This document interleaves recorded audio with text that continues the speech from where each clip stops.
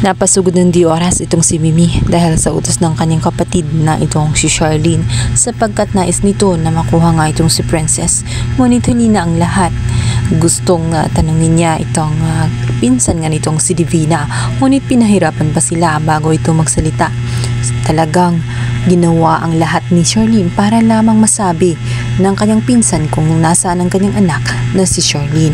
Marami na umanong napatay itong si Divina at alam niyang nanganganib ang kanyang anak na si Princess. Nabunutan ng tinik itong si Charlene matapos malaman niya ang katotohanan, ngunit hindi pa rin siya natuwa sapagkat anumang oras, anumang minuto ay may gagawing masama ang bruhang si Divina. Agad-agad ay pumunta na nga siya sa naturang resort para i-rescue ang kanyang anak kasama ang kanyang kapatid na si Mimi. Sa kabilang banda, dito naman ay magtataka itong si Libby. Sinabi nito na gagawin ni Divina ang lahat nang sa ganon maayos ang kanilang mga problema.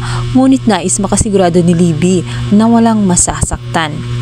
Nakakahalata na si Libby na tela may gagawing hindi maganda ang kanyang inang si Divina. Sinabi ni Libby na kung ano man ang kanyang plano, sana nga daw ay walang masasaktan dahil ayaw niya na nananakit ang kanyang ina, ayaw na mapahamak ang kanyang ina, ayaw niya itong makulong.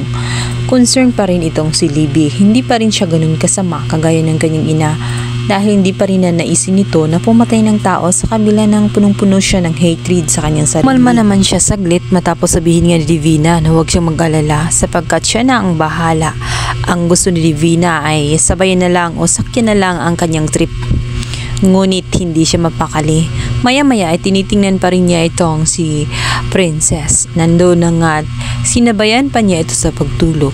At nagtaka din si Princess sa kanyang kakaibang kinikilos. Samantala, tuwang-tuwa si Divina matapos ngang makapagdesisyon nga itong si Raymond na sumama sa kanya.